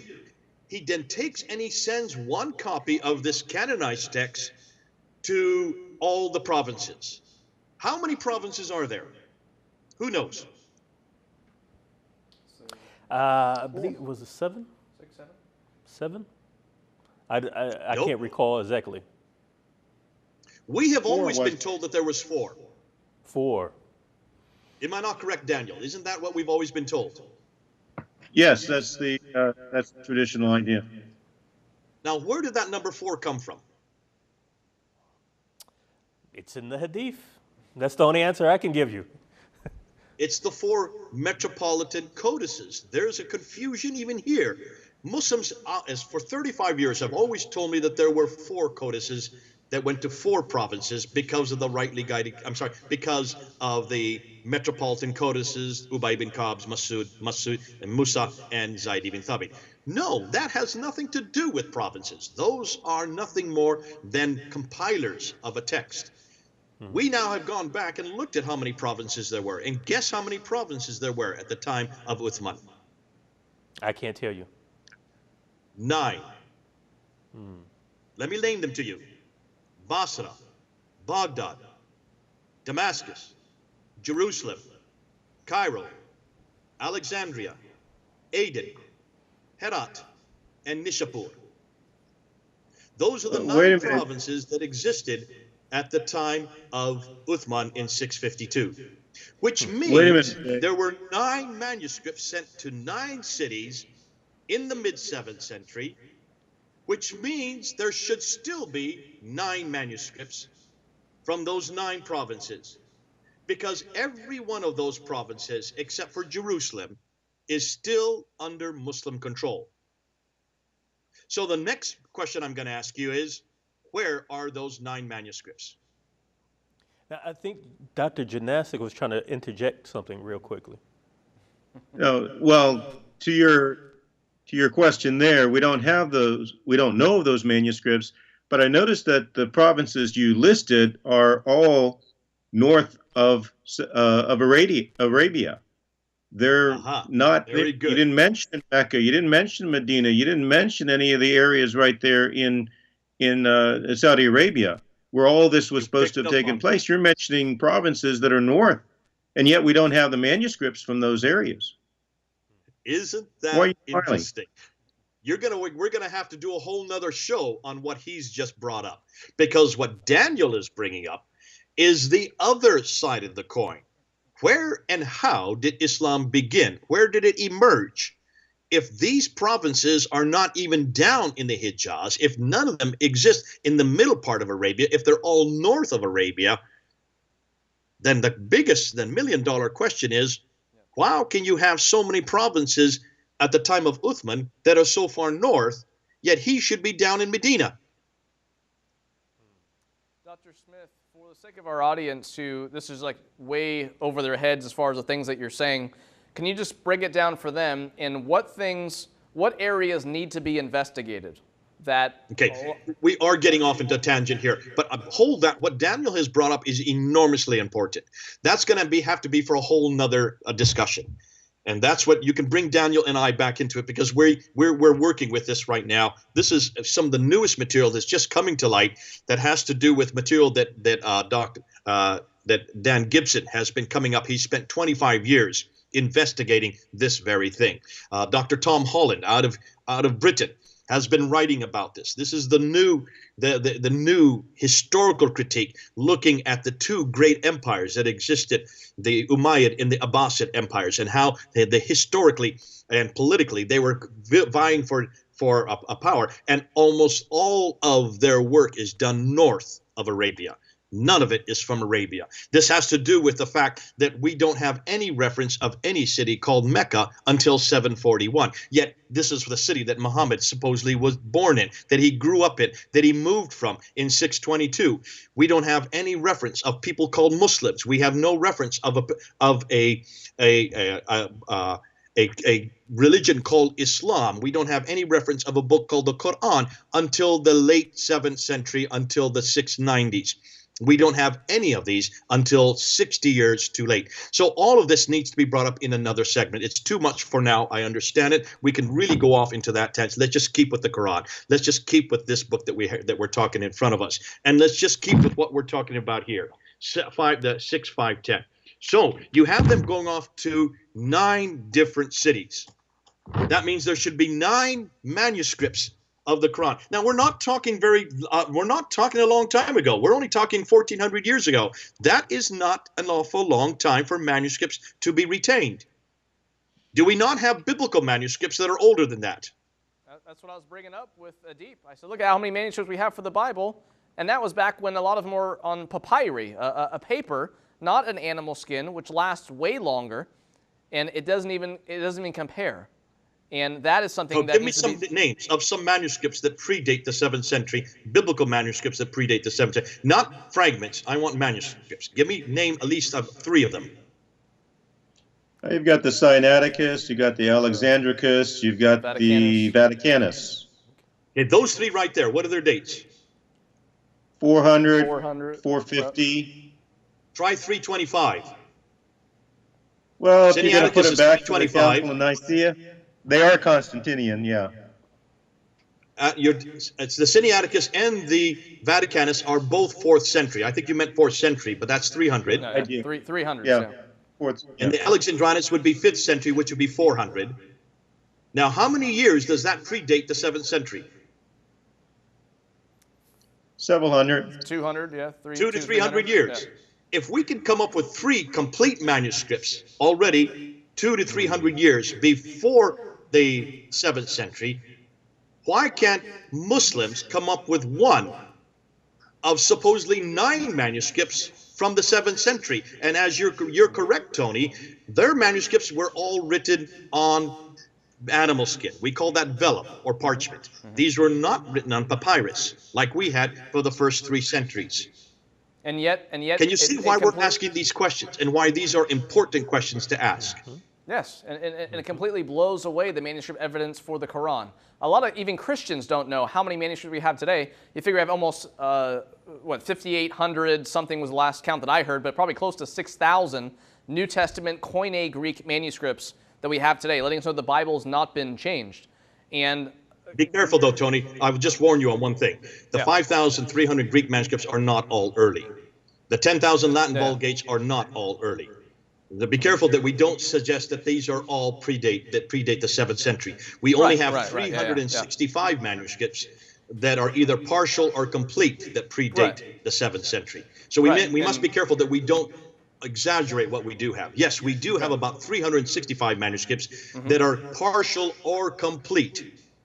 But the most major ones, and that's why I brought these three up, the Sinaiticus, the Vaticanus, and the Alexandrinus, are 200 to 300 years before the 7th century, and they are mostly complete. So we have full Bibles, we have fragments. I think what a lot of people need to know is that even whether they're full or fragments, if they're from long, there's a big gap between the period of time in which we have fragments or full, is that, okay, if this manuscript and this manuscript are 1,000 years apart and they say the same thing, well, then at least we know, hey, it hasn't been changed. And this, of course, is distinct from the Qur'an and what we've been talking about so far. When we look at the reliability of the Bible overall versus the reliability of the Qur'an overall. Okay, Jay, so let me ask you a question. Dr. Janasik. You're talking about these different manuscripts. Where are you going to put the earliest one that we can say was actually existed in this early time? What would you go back to? Can we save that for the next half hour? That is what is the hold on to that, Daniel. Can we save that for the next half hour? Because I still think we still have some stuff to flesh out in just these two things, and what we have in 6509 and 510. Okay, and to put, I'm not sure where you want to put this. You can put it in the next half hour or not. But I was going to ask, what is the earliest complete Quran with the colophon that we have today? Okay, let's do that for the next half hour, because you're going to be, that is such an explosive question, and that the answer no Muslim's going to like to hear. Can we put it in the next half hour? But I think what we need to do, Tony, is we need to review what we've done so far. Yes. Yeah, let's do that. And then also, like I said, please just give a bullet point list to our viewers of what areas need to be investigated in general. Not real detailed, but just say, these are the areas that need to be investigated. We have 8 minutes until our next break. Let's go through what we've already looked at, and let's try to do this in the next 10 minutes. First of all, we have noticed that if you're going to have another revelation that needs to be introduced by God on high, after already the Old and New Testament have pretty much given us everything we need. And it's very clear in the end of Revelation that there is no need for any new revelation. God, the revelation, the whole revelatory period is now finished. The whole prophetic line is now finished. Why then would God suddenly come back and choose yet another prophet 600 years later who is not in the prophetic line to begin with? Why does he choose this prophet who could not read or write to reveal his final and greatest revelation? And more than that, why did he choose a language that could not even accommodate a revelation? Since he already had languages that he could have used. He already had revealed the Old Testament in Hebrew, and the New Testament was then written in Greek, though it was probably, most of it was probably recited or given out or spoken by Jesus himself when he was speaking either in Aramaic, or he could easily have been doing it in Greek as well, and in Hebrew as well. So now we have that problem. Secondly, why would God choose a prophet who was not in the prophetic line, could not read or write, never did any miracles to prove he was a prophet? And most importantly, why would God choose a prophet who didn't even know his name? Remember, in order to be a prophet, you had to fulfill these prophetic offices. You had to be able to be in the prophetic line, and that was in the line of Isaac and Jacob. You had to be able to do something, either do a miracle or do a prophecy. All the prophets had to do that, Jesus himself as well. You then had to make sure that everything that you wrote and everything that you did write, your revelation, had to correspond with previous revelations. You cannot be contradictory with previous revelations. Otherwise, it would be thrown out because of these contradictions. And most importantly, you had to be chosen by God. And the God that has chosen you must be Yahweh himself. That's why Moses wanted this name before he went down to Egypt, so the Israelites could recognize who he represented. Every prophet fulfilled those 4. Muhammad didn't fulfill one of those 4.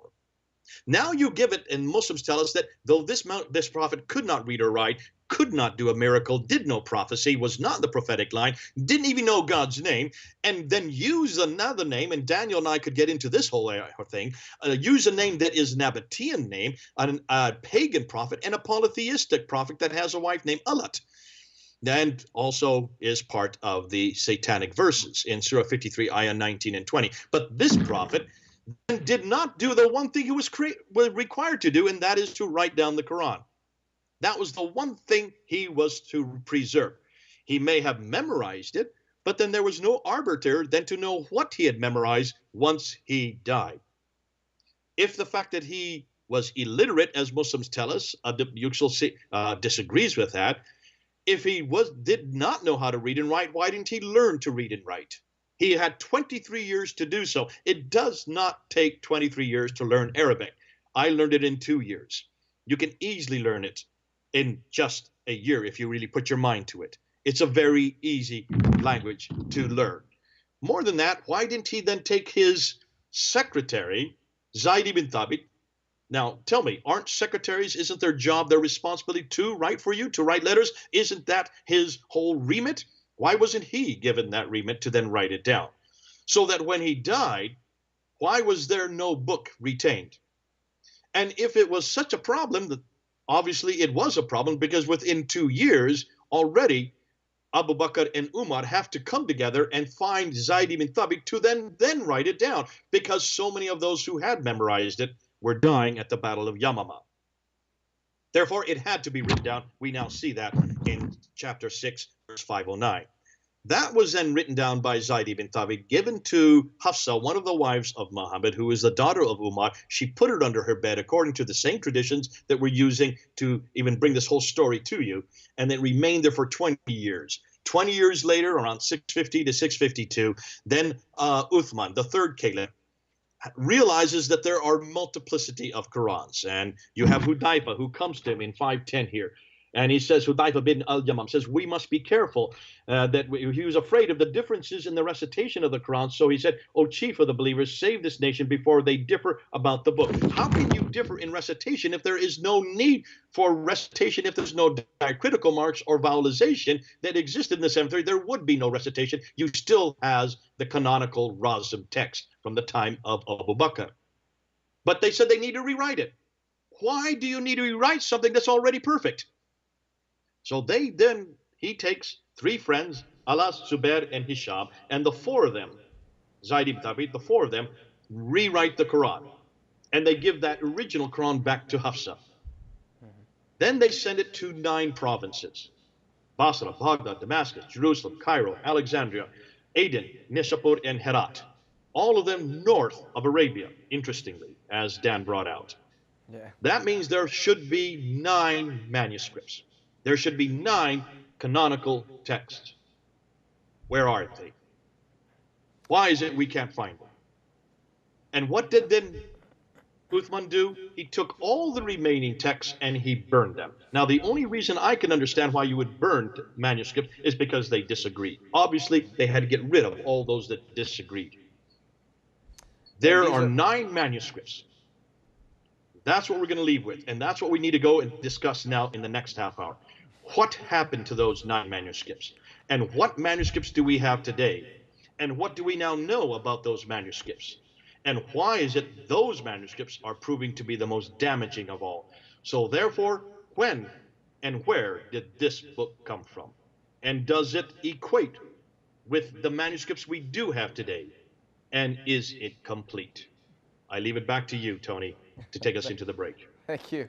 And for our viewers out there who, some of this, you're soaking it up like a sponge, like, man, this is awesome. Other people, you're like, wow, this is too much, and I'm going to have to watch this 2, 3 more times to soak it all up. But friends, this is what the ABN and the Trinity channel are all about. We're doing an apologetics marathon. Now, apologetics is defending what we believe, defending the Christian faith. Polemics is critiquing what other people believe. And as you can hear and see, Dr. Jay Smith is an expert at polemics, that is critiquing Islam.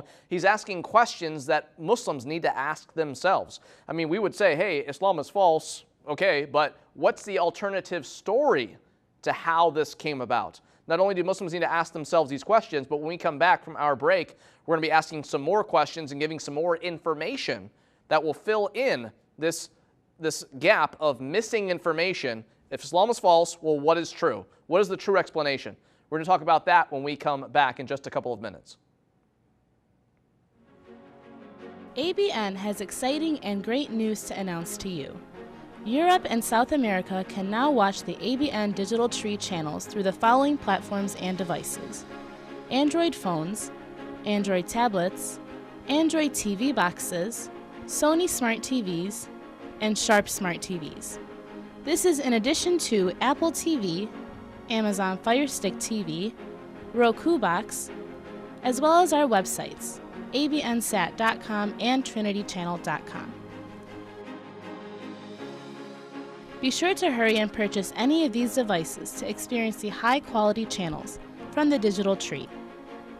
In order to keep the digital tree running, remain fruitful, and multiply in more channels, please show your support and donate.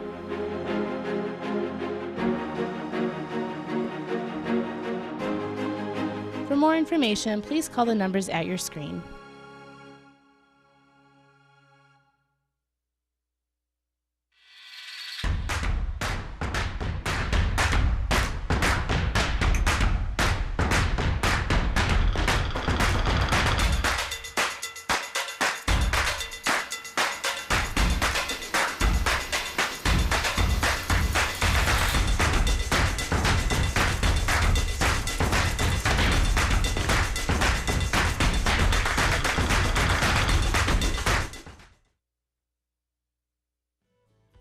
Now in the palm of your hand is the updated ABN SAD app, so you can now watch all the programs, shows, and channels in different languages. You can download the app in the App Store related to your device. Once downloaded, you will see 6 different categories within the ABN SAD app. The first category being the English category, which includes 18 different channels. The Arabic category includes 31 channels. The Worship category has 5 channels. The Discipleship category includes 5 channels as well. For more information, please call the numbers on your screen or visit our website at trinitychannel.com.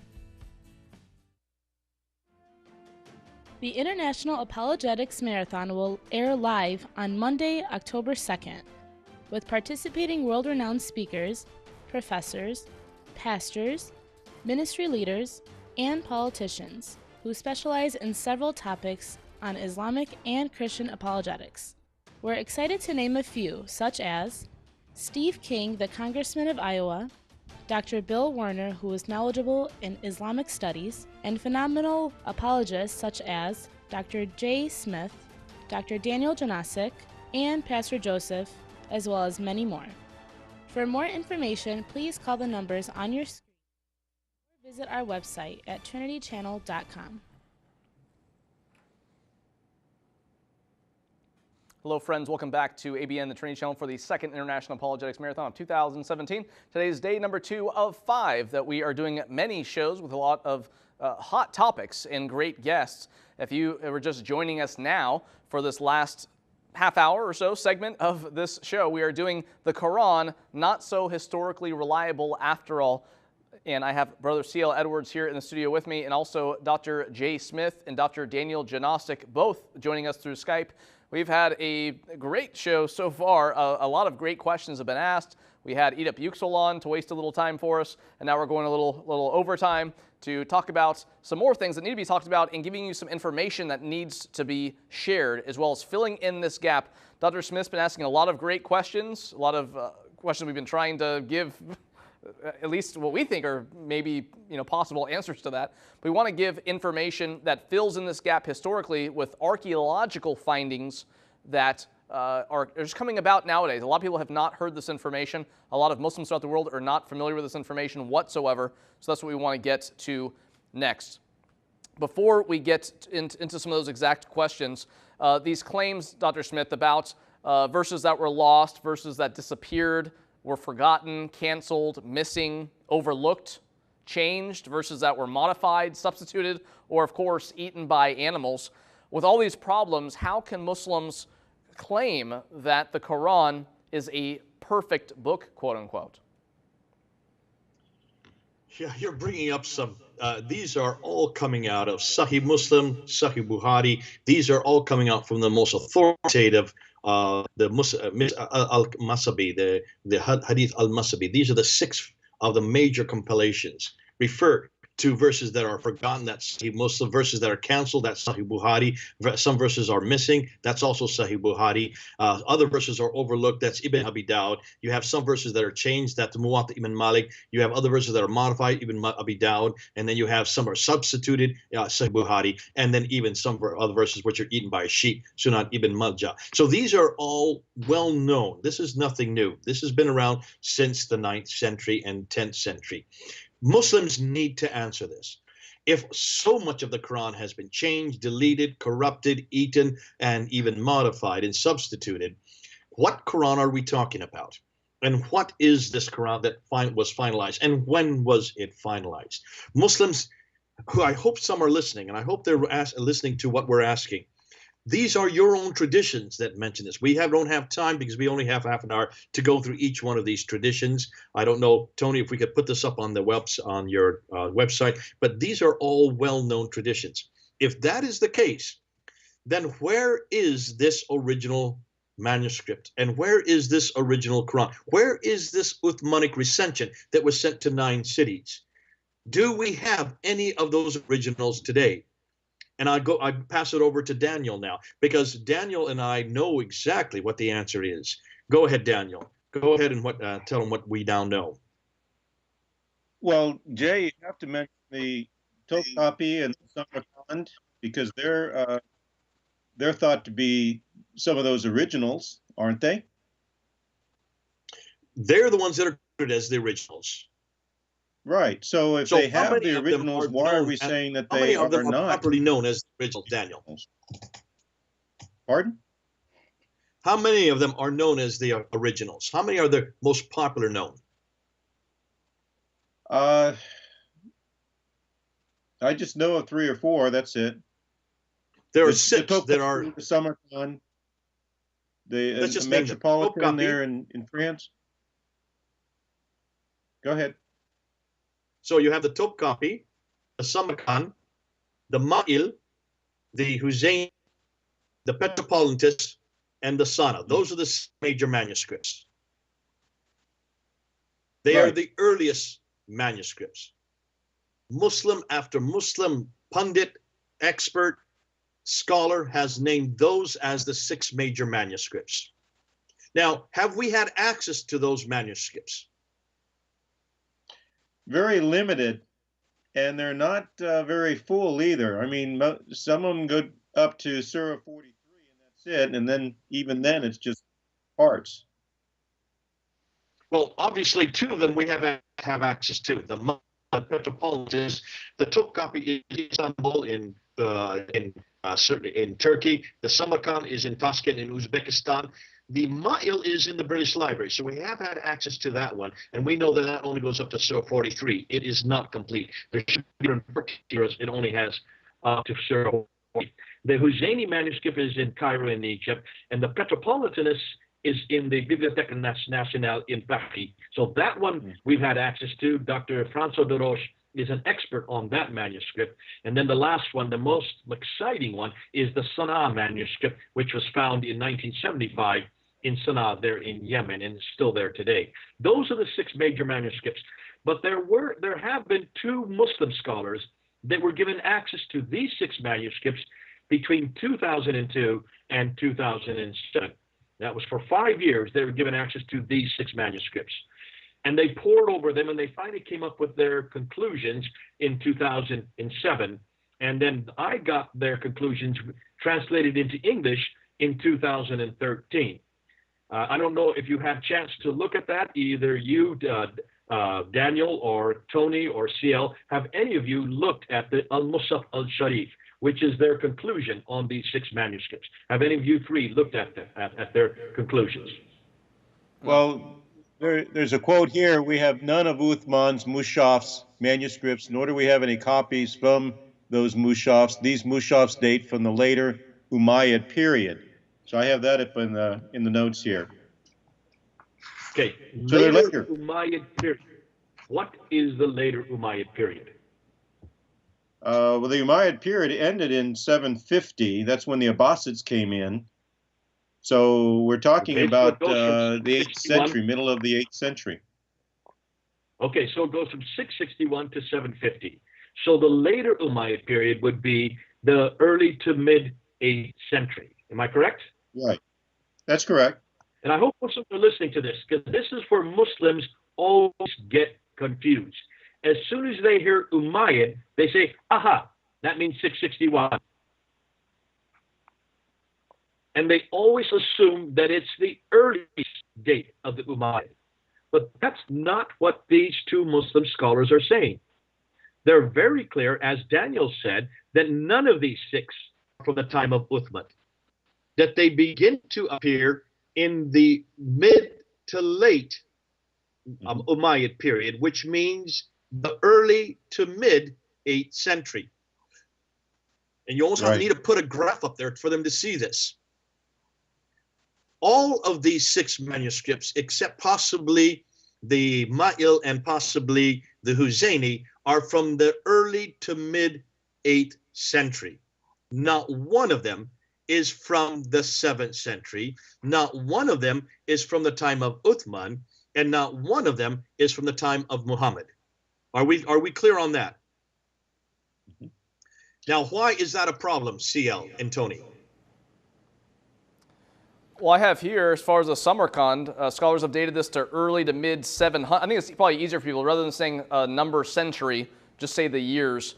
Early to mid 700s, 8th to 9th.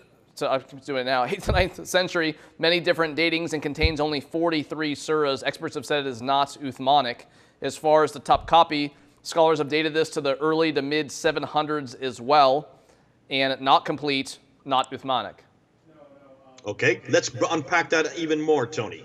Of the 43 surahs that exist in that Samarkand that you're just talking about, if you look at them, this is what they're not telling you.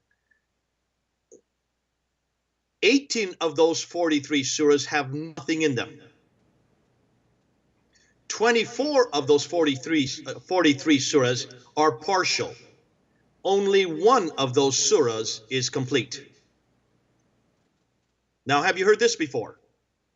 I have not heard that. I have heard that there's undisciplined spelling, different writing styles, scribal mistakes, copyist mistakes, and written by someone with little experience when you compare it to other things. And what's the conclusion of Dr. Tayal Altıkılıç and Dr. Ekmeluddin Ehsanolu? Ehsanolu and Altıkılıç, what is their conclusion concerning the Samarkand manuscript? Their conclusion is, this is an embarrassment. Don't even use it. It's an embarrassment. Now, that was brought to London a few years ago in during the great exhibition of the great revelations of the Abrahamic faith. And they had the Old Testament, they had the New Testament, they had the Sinaiticus, and they had the Samarkand annexed to the Sinaiticus as one of the great manuscripts of the Abrahamic faith.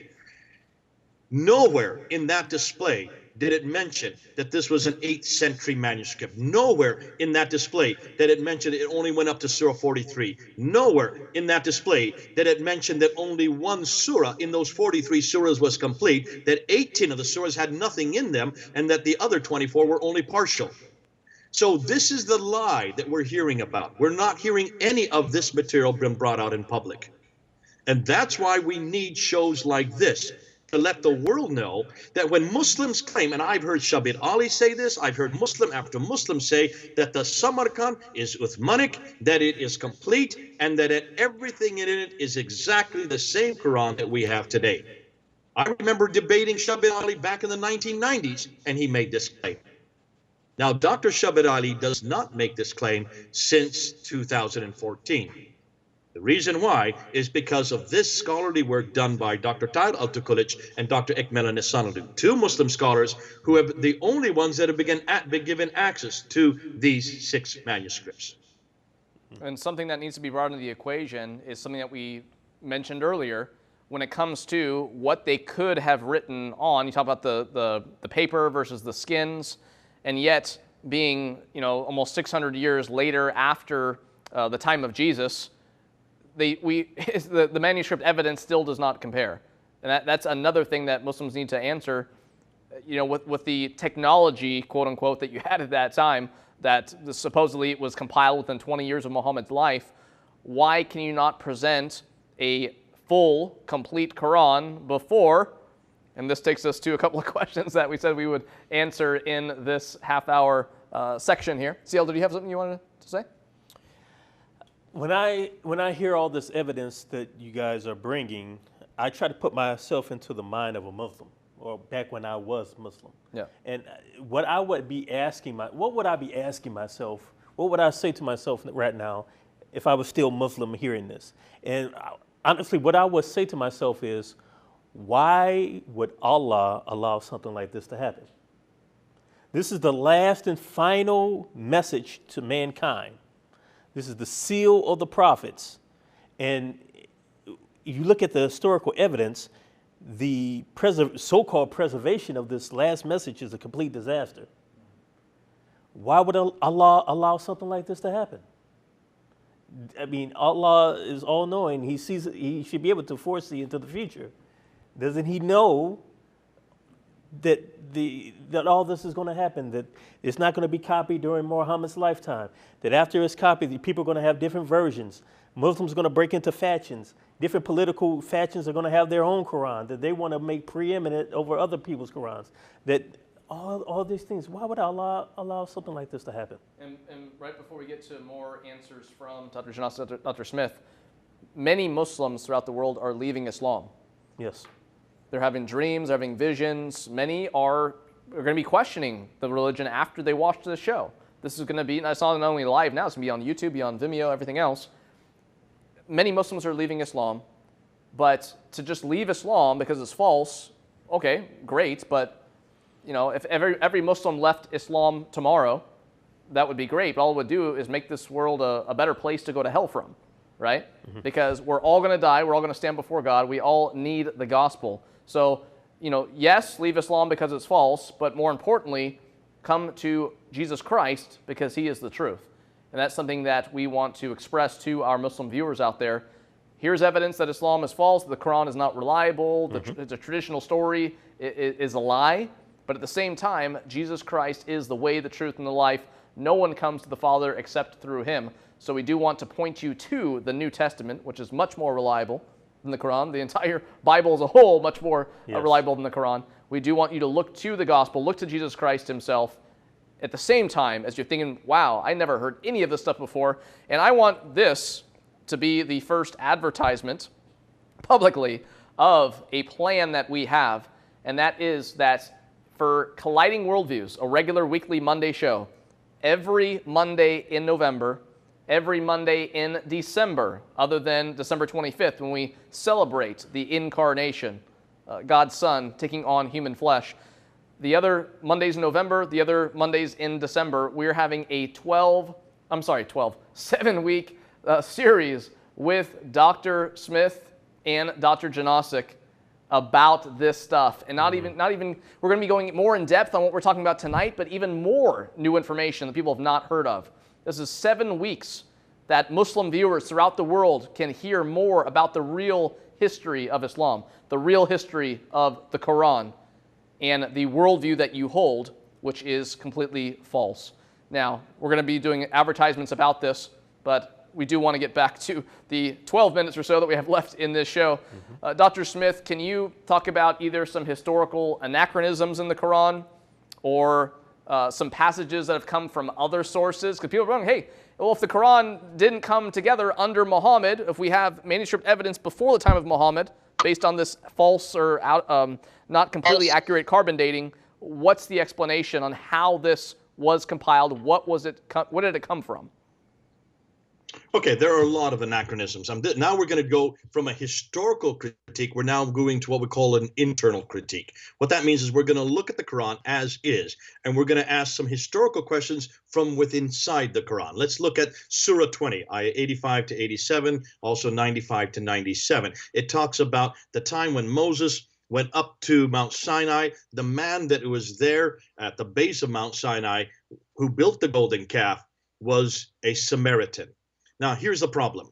Can you have a Samaritan in the case at the time of Moses, because Moses was living in 1400 BC? And the answer is absolutely no. Samaritans were created by Sargon II, the Assyrian king, in 722 BC. When he came and destroyed the 10 northern tribes of Israel, he took his people up to northern, what is today Iraq, Assyria, and Nimrud, and places like that, in Khorsabad. Took many of his own people to come and repopulate the cities that he had destroyed down there in the northern tribes of Israel. They then married the Jews that were left behind, and from their progeny came the Samaritans. That is roughly around 722 BC. So you cannot have any Samaritans until 722 BC. Obviously, the Quran doesn't know what it's talking about. You cannot have a Samaritan 700 years earlier. Let's go to the mosque. Take a look in Surah 17, ayah 1, which talks about that he went from the great mosque to the farthest mosque. Now, every Muslim exegete says the great mosque would be the masjid, which would be the mosque there in Mecca, because he was still living in Mecca in 621. And he flies up on the back of the winged horse called the Buraq up to the farthest mosque, which would be Jerusalem. Were there any mosques in Jerusalem? And the answer is absolutely not. There are no Muslims in Jerusalem. So how could there have been a mosque? More than that, it couldn't have been the temple, because the temple was destroyed in 70 AD. So what mosque did he fly to? Well, they say he flew to the Dome of the Rock. The Dome of the Rock was not a mosque. The Dome of the Rock was built in 691. This is 621. This is 70 years earlier. There was no Dome of the Rock there. Then Muslims say, well, this is the Al-Aqsa Mosque. No, that was built in 710. That was built in the 8th century. So you can see 90 years later. So you cannot have, these are huge historical anachronisms. It talks about in Surah 34, ayah 10 to 11. And we certainly gave David, and we made pliable for him iron, commanding him make full coats of mail and calculate precisely the links. Mail, chains of mail in the time of David, 1800 BC. I'm sorry, David living in who's living in 1000 BC, not 1800, 1000 BC. Chainmail was not invented till 200 BC, 800 years later. So you can see whoever wrote the Quran did not know his history. And then we get to the crucifixions in Surah 7, ayah 122, Surah 20, ayah 71. Surah 26, ayah 49 refers to the fact that Pharaoh took these people and put them on the cross when they could not do what Moses had done. They could not do the miracles Moses had done. These were the sorcerers. So he crucified them. Can you have crucifixions at the time of Moses? Absolutely not. Moses was living in 1400 BC, as we said earlier. Crucifixion was not even in Egypt at that time. It came into existence in 500 BC, according to the earliest historical records we have. So you're a whole 1,000 years too early. And this goes on and on. But what's interesting is it got the crucifixion wrong there, but it also gets it wrong in Surah 4, ayah 157. The one time there should have been a crucifixion, Jesus on the cross being crucified, it completely confuses that story and says he wasn't crucified. So the question I would ask Muslims, show me one historical account that says that Jesus wasn't crucified, because we know all of the historians of that time. You have Thallus and Phlegon in 52 AD who are debating the fact that that was Jesus on the cross, and the day he died on the cross, the earth shook and the sun went dark. So they were doing this debate in 52 AD. That's 20 years after the crucifixion. They were debating that fact. You have Lucian, Greek satirist in the 2nd century, talking about the crucifixion. You have Mara ben Sarapin, letter in 73 AD that talks about the crucifixion. You have Tacitus, who hated Christians, yet he was writing in 110 AD about the death of Jesus, giving us the time it happened during the time of Pontius Pilate under the time the ruler of Tiberius. That's why we know it's in 33 AD, because of Tacitus, the Roman historian. And then you have Josephus, a Jewish historian, writing around the late 1st century. He talks about the death of Jesus, and he also talks about the death of his brother James. But what's fascinating, I've given you now Greek, Roman, and Jewish historians, none of them Christian, all in fact hostile to Christianity, who all agreed that that was Jesus that died on the cross. If you're going to get the right crucifixion, for heaven's sake, get the historical crucifixion, get it in the right time in history, and make sure that that is Jesus on the cross. Because if he was not on the cross, then I'm damned. And so is everybody who's listening and watching this. And that's why when you look at the Quran, you've got the wrong men at the wrong place doing the wrong thing at the wrong time. When you look at the Bible, in every case, we got the right man at the right place, doing the right thing at the right time. Come on back to the Bible. If you really want to know who was crucified, come on back and see it was Jesus that was crucified. And now you're getting me preaching the gospel, and I can go on for another half hour. And Dr. Janosik, I do want to ask you to build on what Dr. Smith just said about the anachronisms. What passages from the Quran may have been borrowed from Jewish or Christian sources? Well, one of my favorite anachronisms that I wanted to mention that Dr. Smith didn't mention was with Mary herself. And there are different stories of Mary, but you go to Surah 1928, where it talks about Mary, the mother of Jesus, being the sister of Aaron. Well, of course, Aaron was Moses's brother. And so Aaron was Mary, it confuses Mary with Miriam, the sister of Moses and Aaron, who was the daughter of Imran. It's even in the Quran that way. So that is an historical anachronism. It's false. It did not happen that way. Again, as Dr. Smith said, the history does not compute. There are other things that don't fit. One that I like is dealing with Alexander the Great. The story of the sun setting in a mud puddle or rising in a mud puddle and going across, and Alexander was supposed to go to these 4 different compass points, but at one point, in one area, he was supposed to build a wall of iron and bronze that's supposed to be there between 2 mountains to keep a barrier. And of course, that's not there. It's just historically inaccurate. So you have different things like that. Even coins that are mentioned that were not in existence at that time. It reminds me, interestingly enough, a lot like the Book of Mormon, because the Book of Mormon makes all these historical claims that never happened. Even talking about early America and the Jews coming to America 600 years before Christ, we can show that those particular things did not happen. The Book of Mormon also makes a suggestion of iron way before it was manufactured, or steel swords before steel became something that was invented. So you have a lot of parallels there that make it very apparent that this was a man-made book.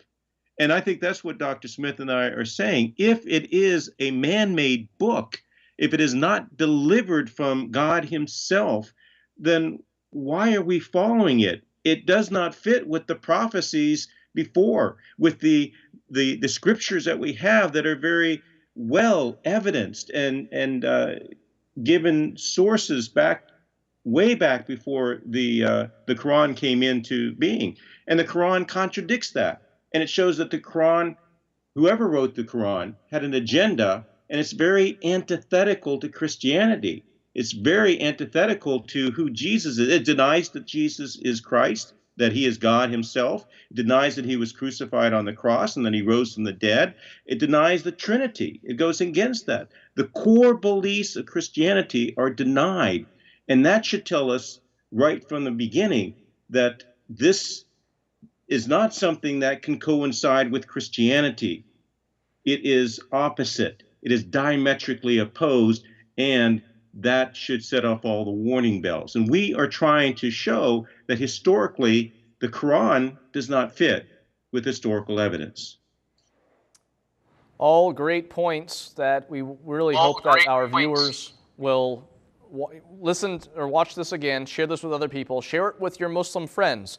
This show can do the talking for you. You know, you're already intimidated. A lot of Christians are intimidated to talk with Muslims. Say, well, what do I say? What if I ask me a question I know the answer to?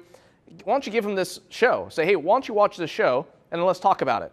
let this show do the talking for you, and then you can talk to them afterwards. A great thing. And also, too, as I had mentioned, we're doing a historical critique series, 7 weeks. Dr. Jay Smith will be with me for 6 of those. And then on, I believe, Monday, November 27th, Dr. Janosic will be with me.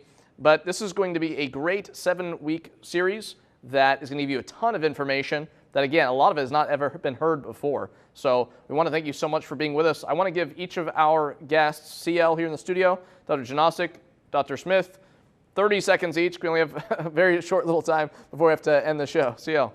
Yes, I echo what you said. Muslims should take a look at this show, share it with your Muslim friends and neighbors and co-workers.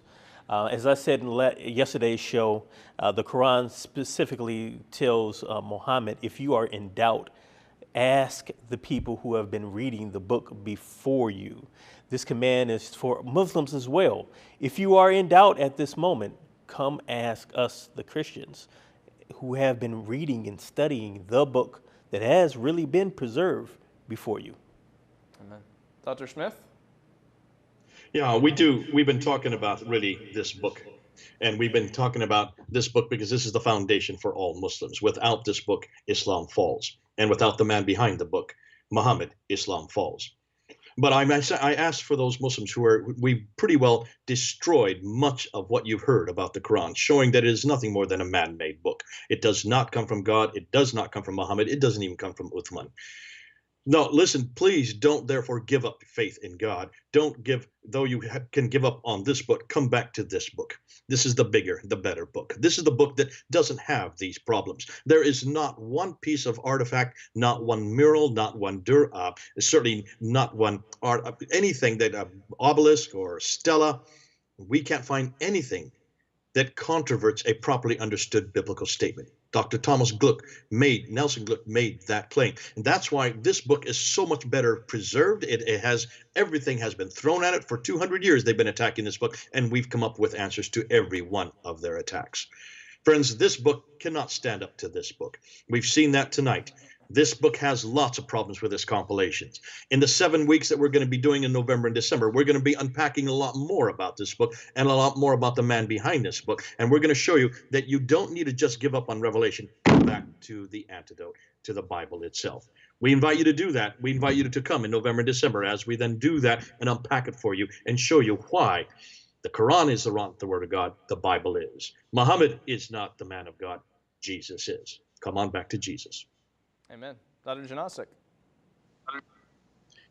I just wanted to say that what we're dealing with is apologetics.